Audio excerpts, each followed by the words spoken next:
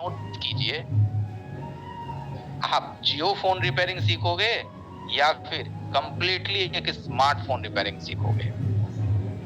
कहीं कहीं हमने देखा है ना कि जियो फोन की ट्रेनिंग दी जाती है, प्लेटफॉर्म का नाम तो मुझे नहीं पता, बट वहां जियो फोन की रिपेयरिंग सिखाई जाती है, वो भी 300 रुपए लेकर के।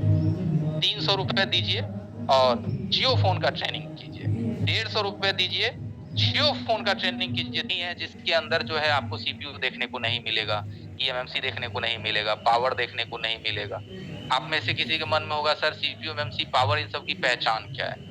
हमने पीछे भी क्लासेस में बताया था, जो पीएमआईसी की पहचान होती है उसमें काफी सारे बग कॉइल्स एंड क्रिस्टल्स लगा होता है। सीपीयू के ऊपर में क्वालकॉम, मीडियाटेक या एक्जानोस लिखी होती है, वो सीपीयू होता है। ईएमएमसी के ऊपर में एसके, हेनेक्स, किंगस्टन, माइक्रॉन, ये सब हमारी ईएमएमसी को शो करता है। ये सब जो होता है हमारा पीएआईसी होता है। तो ये सब जो बोर्ड पे जो चिप लगी हुई है ना, जो आईसी की लगी हुई है, इसकी इन्फॉर्मेशन यानी इसको देख करके इसका नाम जानने के लिए कोई बहुत ज्यादा इशूज नहीं है। जैसे ही आप कोई भी टूल्स लोगे ना, जैसे स्कीमेटिक डायग्राम वगैरह, हो सकता है कुछ लोग जानते होंगे कि सर स्कीमेटिक डायग्राम तो मैं जानता भी नहीं हूँ कि क्या चीज होता है।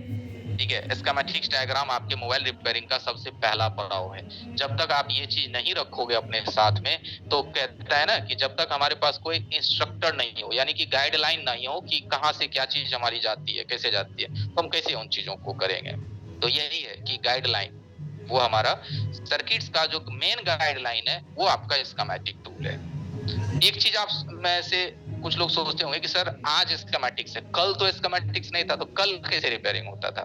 थोड़ा मैं पीछे की बात बताता हूँ कि कैसे हम लोगों ने सर्किट की जानकारी को प्राप्त करा।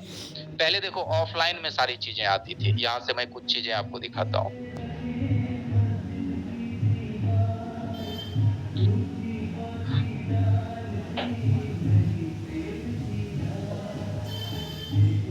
देखो, ये जो आप देखोगे ना हमारी स्क्रीन पे, ये सब स्कीमेटिक्स उस जमाने का है जिस समय ना तो कोई बोर्नियो हुआ करता था, ना ही कोई स्टेक वेस्टेक कुछ हुआ करता था, कोई स्कीमेटिक्स नहीं हुआ करता था उस वक्त। उस जमाने का स्कीमेटिक है। ठीक है, उस वक्त मतलब स्कीमेटिक्स ऑफलाइन में हुआ करती थी। ऑफलाइन का मतलब होता है कि स्कीमेटिक्स हमें एक वेबसाइट से नॉर्मली परचेज करना पड़ता था, फ्री में भी मिल जाता था और परचेज भी करनी पड़ती थी। ठीक है, जैसे MI2 वगैरह, इन सब का देखो इस तरह से स्कीमेटिक्स हुआ करती थी। ये ऑफलाइन हो गया, इसी से हम लोग काम करते थे पहले।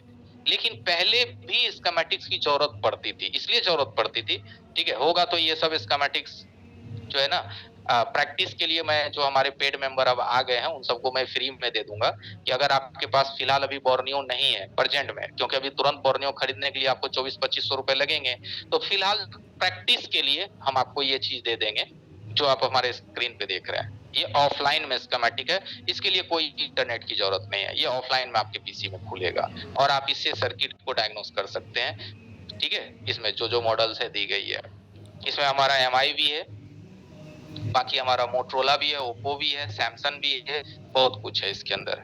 ठीक है, तो ये सब पहले ऑफलाइन में सर्किट हुआ करता था और उसी ऑफलाइन सर्किट का एक पार्ट है जो अभी आप सामने में देख रहे हैं। पहले इस तरह से मदरबोर्ड की इन्फॉर्मेशन हमें मिलती थी कि कहाँ पे कौन सा आईसी जो है वो लगा हुआ है, सीपीयू कहाँ पे है, पीएम कहाँ पे है, डीसी टू डीसी कहाँ पे है, और ये सर्किट किस तरह से काम करती है, इसका पूरा इन्फॉर्मेशन हमें मिल जाता था। और ये सर्किट के अंदर जैसे ये जो आप बूट सीक्वेंस देख रहे हैं ना, ये बूट सीक्वेंस हमें पहले एक स्कीमेटिक्स के पैकेज के अंदर ही मिलता था। आज कंपनी ने क्या किया, जैसे आज बोर्नियो जो आप देख रहे हो मार्केट में, इन लोगों ने अपनी सेल्स को बढ़ाने के लिए इन चीजों को वहां से अलग कर दिया है और अलग करके ये उन चीजों को आपको दे रहा है। लेकिन पहले ये सब सारी चीजें एक टेक्निकल डेटा के अंदर ही आती थी, जो अभी आप देख रहे हो।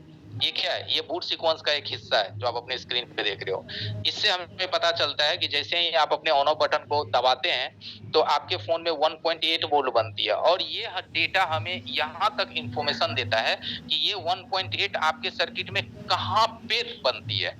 जैसे R/02 रजिस्टर है, वहां पे आपको 1.2 का वोल्टेज देखने को मिलेगा, 1.8 का। ये वोल्टेज कहाँ पे देखने को मिलेगा, एक्सो की वोल्टेज कहाँ देखने पड़ेगा, यहाँ पे इन्होंने कंपोनेंट्स का नाम दे दिया। और ये कंपोनेंट्स का नाम दे देने से जानते हैं सर्किट को डायग्नोस करना बहुत आसान हो जाता है। अब देखो कि जो भाई लोग आज से 6 साल पहले रिपेयरिंग सीखा एडवांस का, या 5 साल पहले रिपेयरिंग सीखा एडवांस का, आज के समय में वो मोबाइल रिपेयरिंग में सबसे ज्यादा मास्टरमाइंड है, क्योंकि वो डायग्नोसिस सिस्टम जो है बहुत पहले से सीख चुका है। आज सपोर्ट में उसको बोर्नियो मिल गया और भी एडवांस डेटा बोर्नियो में मिल गया। लेकिन कुछ लोग अभी भी हमारे पास ऐसे हैं जो अभी भी इन चीजों को नहीं सीखे हैं। तो आगे तो भैया ये दुकान बंद करके कपड़ा दुकान, चप्पल दुकान या फिर मोमो चाउमीन का दुकान खोलना पड़ जाएगा, क्योंकि आप बदल नहीं पा रहे हैं अपने आप को। ठीक है, तो ये जो बूट सीक्वेंस आप देखते हैं ना, उसी बूट सीक्वेंस का ये एक दूसरा डेटा है जो कि हमें यहाँ तक ये बता देता है कि किस कंपोनेंट्स पे हमें ये वोल्टेज देखने को मिलेगा। जैसे आप मानो कि पीएस होल्ड का नाम सुने हैं, बीबी क्लॉक का नाम सुने हैं, पावर ऑन रीसेट लाइन का नाम सुने हैं, स्लिप क्लॉक का नाम सुने हैं। ये चीज बोर्ड में आप कहाँ मापिएगा? ये डेटा आपको बता दिया। अब ये डेटा बताया तो इसको मापना बेहद आसान हो गया। कैसे बेहद आसान हो गया? देखिए माप के दिखाते हैं आपको। आराम से स्कीमेटिक्स खोल लीजिए। ठीक है, रुकिए एक मिनट लाइन पे बस रहिए एवरीवन, मैं जरा स्कीमेटिक्स खोल लेता हूँ।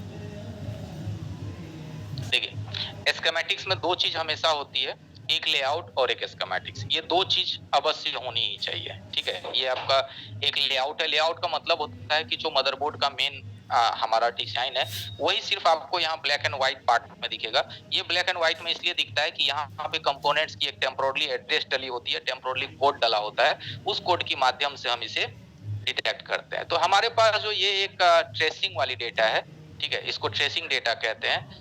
ये जो आप देख रहे हैं ना, ये ट्रेसिंग डेटा है। अब मान लो कोई फोन आपका डेड है, ऑन ऑफ बटन पे 1.8 बन रहा है, लेकिन उसके बाद अगली कौन सी वोल्टेज बनेगी, उसके बाद कौन सी बनेगी, उसके बाद कौन सी बनेगी, ये तो ये सीट बताता ही है, ये बूट सीक्वेंस भी बताता है। लेकिन बूट सीक्वेंस ये बात नहीं बताता है कि ये वोल्टेज कहाँ पे बनेगी। जैसे देखो ये बूट सीक्वेंस है, आप लोगों ने इसे देखा होगा, मेरे भी क्लासेस में देखा होगा या और भी कहीं जगह देखा होगा, लेकिन यहाँ पे ये नहीं लिखा हुआ है इस बूट सीक्वेंस में कि ये वोल्टेज आपके मोबाइल के किस कंपोनेंट्स पे मिलेगा, ये नहीं लिखा हुआ है। तो जिससे क्या होता है, लोगों को ढूंढने में बहुत परेशानी होती है। लेकिन उसके साथ जो ये एक कॉन्फिडेंशियल डेटा के अंदर जो ये चार्ट आपको मिल जाता है, ये उसी बूट सीक्वेंस का एक सेकंड पार्ट